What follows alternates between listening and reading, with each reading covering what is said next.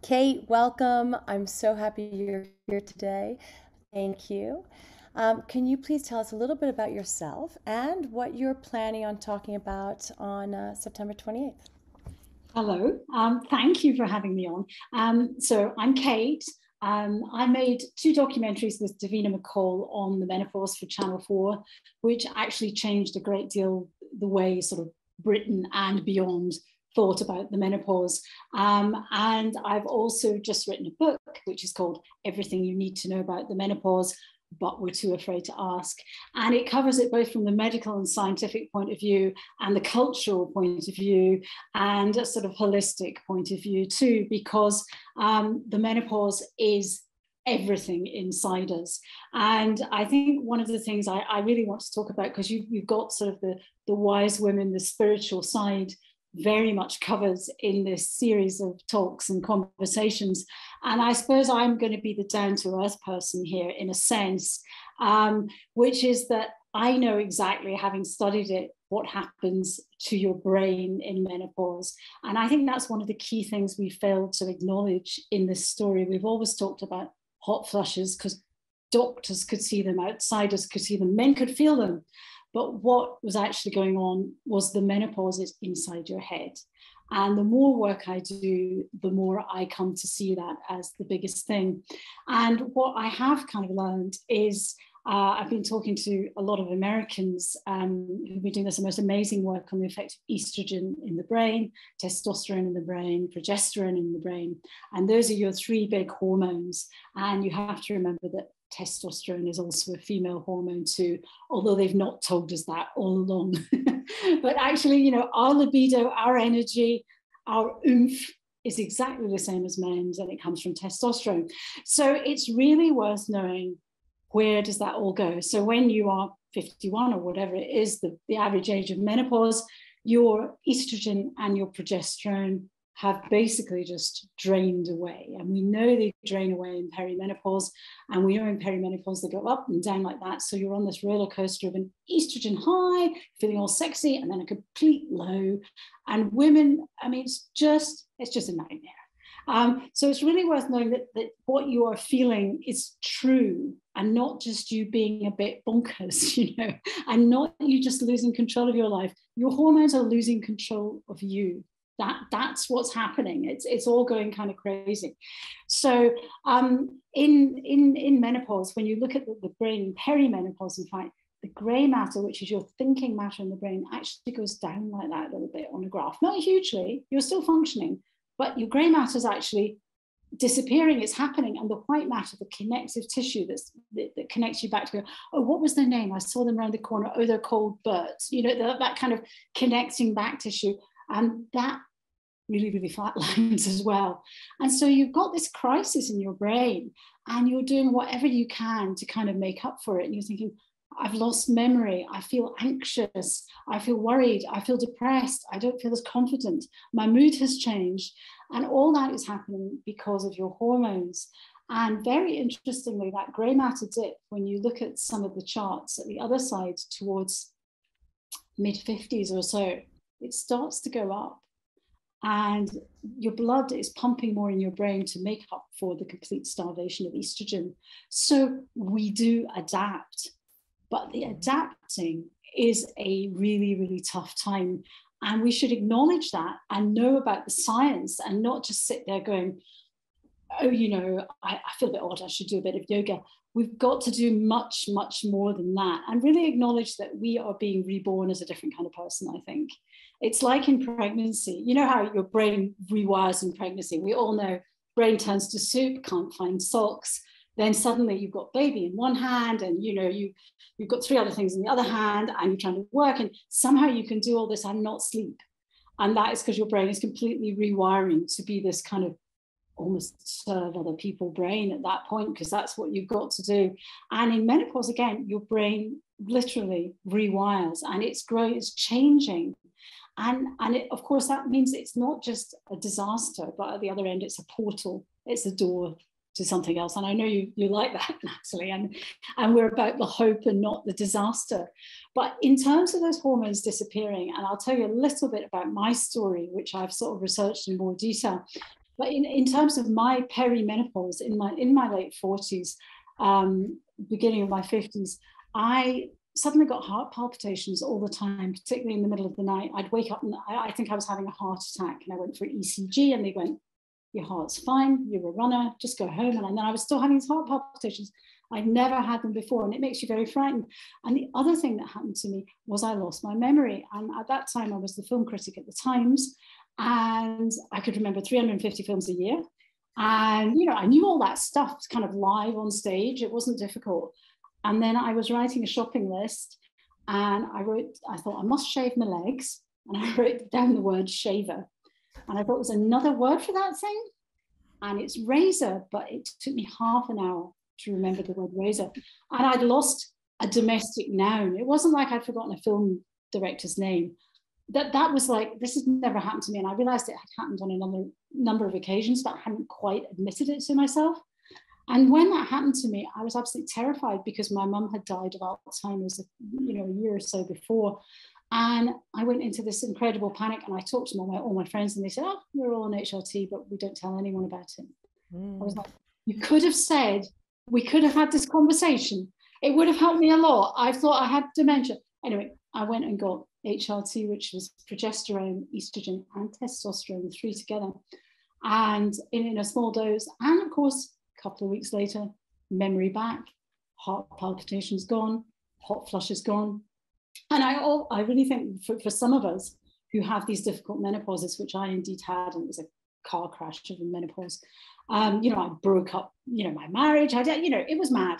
And I was very aware that I was doing things like running and eating well. It wasn't as if I wasn't looking after myself and, going to yoga and meditation. So I was doing all the things that you're told to do, but that wasn't going to stop me having heart palpitations, and that wasn't going to stop me losing my memory. And at that point, I had this complete epiphany about HRT, and also I realized how important it was. You can heal yourself in any way, but if you can't sleep through the night, if you're suffering from an anxiety and panic attack and a heart attack, and if you can't remember things so you can't do your job and point to a PowerPoint, then you can't live your life. And why should we live these kind of half-lives and retire when, we're all going to live till we're 83, if not longer. So I really think it's really important that we look after ourselves.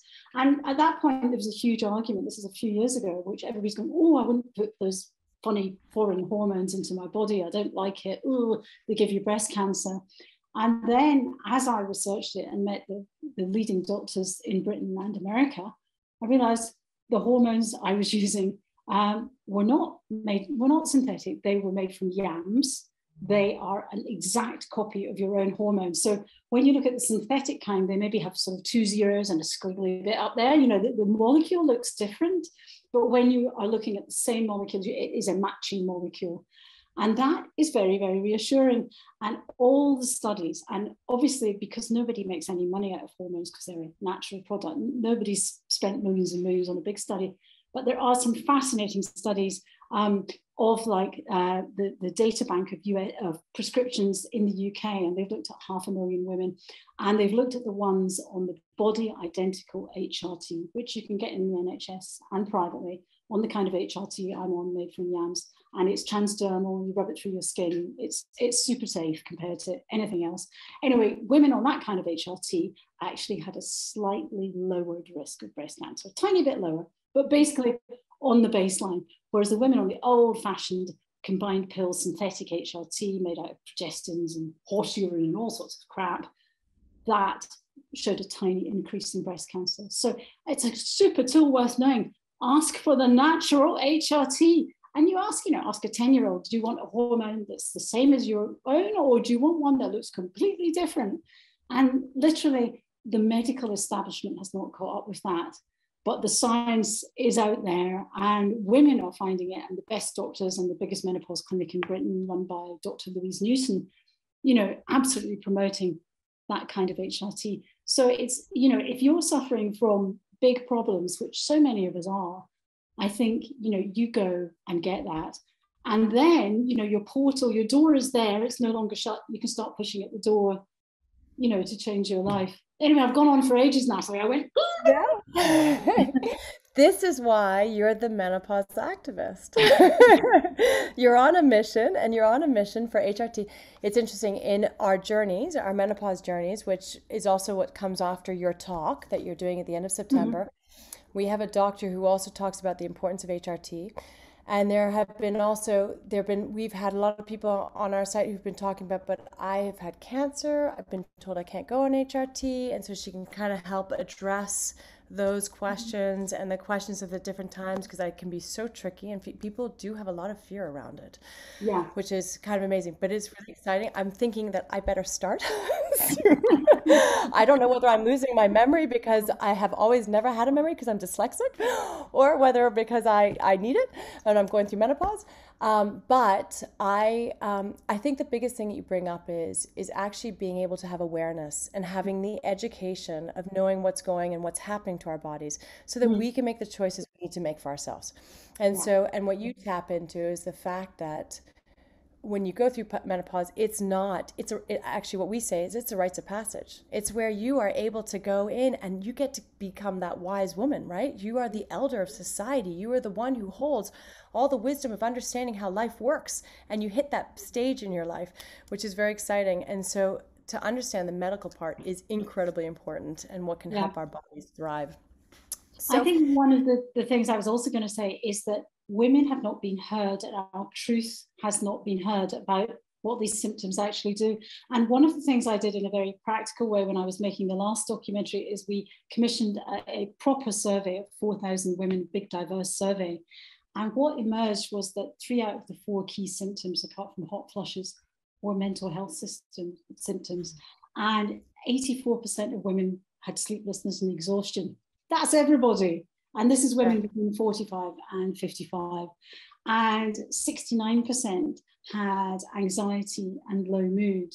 And 73% had brain fog or memory loss. So that is our truth. That's what women told us. It's not what doctors are saying. And that's numbers, that's facts. And so what we're going through, we really, really need to go, oh right, I'm ordinary in the fact that I'm feeling all these things, and there's not something wrong with me, and I can do something about it, and I don't need to suffer. And I think it's really important not keeping calm and carrying on, but being proactive. I definitely agree with you. Not to keep calm and carry on. Don't just accept the way it is, but there are actually tricks and tools that we can do to help change our perspective, our awareness, what we ingest, how we live our life. As we all know, epigenetics plays a major, major part in our life. And Mm. so those are things that we can change. And we can change, like when you talk about, you know, mental health is a mixture of many things. We won't go diving deep into Yeah, it right now. But a big part of it is one's perception and one's perception of themselves. So yeah. if one can help those sides with it, so it's massive and it's juicy and there's so much yumminess to talk about. So Kate, just to go back, in your talk, because we don't want you to give away your whole talk, what would you say? How would you highlight what you're going to be speaking about? I suppose I'm going to say, here's the door. Um, Here are the steps. I'm going to show you how to get up the steps.